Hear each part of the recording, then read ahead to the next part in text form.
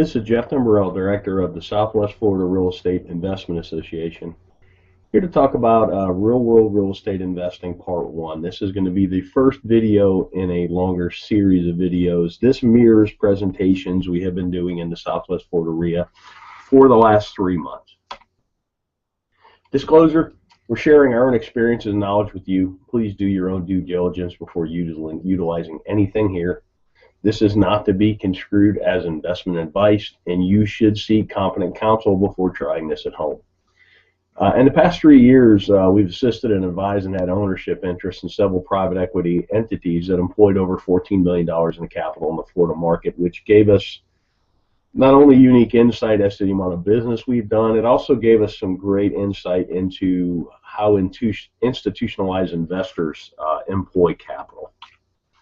Number one key to being successful is to understand what you're there to do. In my opinion, this is the most important thing. There's so many people running around the world. There's a lot of people wanting to run around and try and do real estate investing.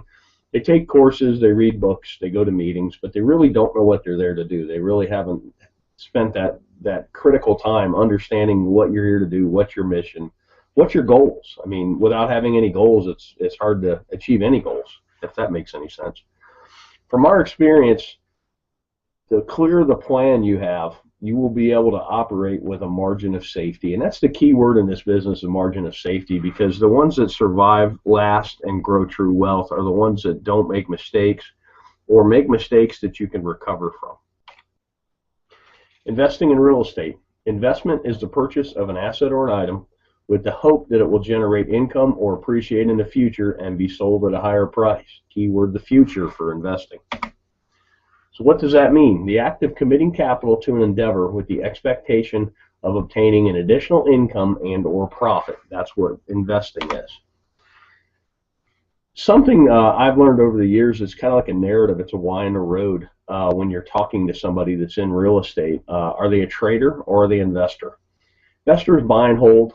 They get a return from the assets they own. Traders wholesale. Traders fix and flip. Nothing wrong with it. I do it. I've done it in the past. I'm trying to do it again today. I'm doing a marketing campaign as we speak, looking for contracts to wholesale. With that said, it's two different narratives and even two different valuation processes, investor versus trader. You need to recognize the difference between the two. Basic questions for an investor. How much capital are you employing? What's your desired rate of return? When are you going to need this capital back? And then what's your risk tolerance? Those 4 questions are how you determine what you're there to do.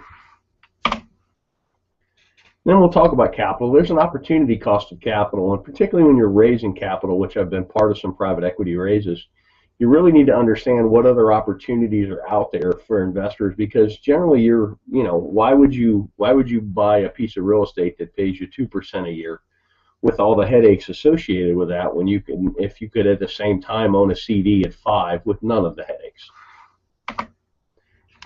Give you a chart on 10-year T-bills, talk about opportunity cost. You can really see the recession, the Lehman Brothers crash really killed yields, but it's killed yields no matter what. I mean, pretty much at the time I'm talking about this, yields for a 10-year T-bill are bouncing between 2.6 and 2.8%. That's a terrible yield, particularly with the amount of money they're printing. Then you go back 10 years, and this is why investment real estate has become so popular, because it's one of the few places you can get a yield.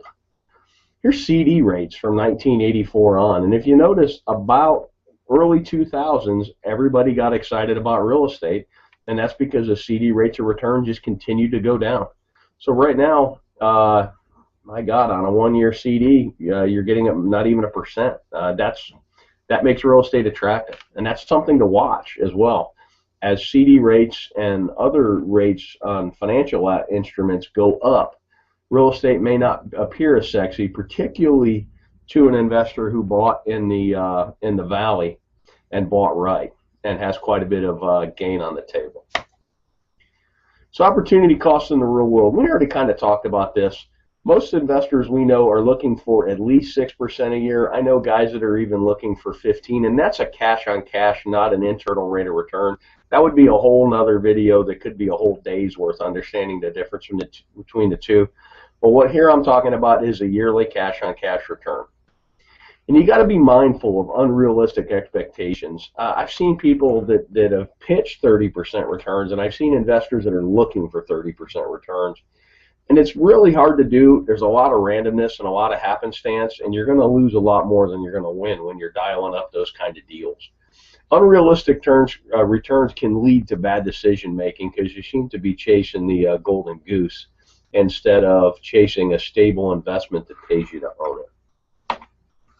Let's talk about risk tolerance. These are two great quotes by Warren Buffett. And risk tolerance is really age dependent and your financial situation dependent as well. But here's a great quote. Look at the market fluctuations as your friend rather than your enemy. Profit from folly rather than participate in it. And that's most real estate investors. You're supposed to be a contrarian. I kind of put the world in, you're either a salmon or you're a lemming. You're either running with the crowd or you're running against the crowd. And here's another great one. The main danger is that the timid or beginning investor will enter the market at a time of extreme exuberance and then become disillusioned when the paper losses occur. The key is to not panic and do math-based risk assessments and then math-based evaluations and then sit down and decide what you're doing. You could have bought a home in Cape Coral, Florida at the height of the market at 320 and paid cash, held it all the way through the crash, and still got a better rate of return than CDs, and it's a terrible investment because your basis is so high. Or if you trade it out, you would literally be losing money.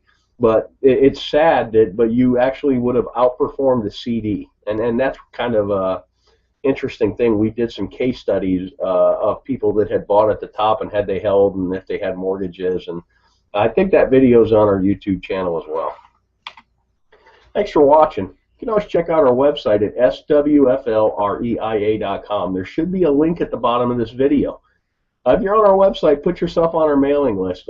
We send out a lot of foreclosure information. We send out our meeting notices, and we also from time to time send out information like this. I hope this information is useful to you, and make it a great day.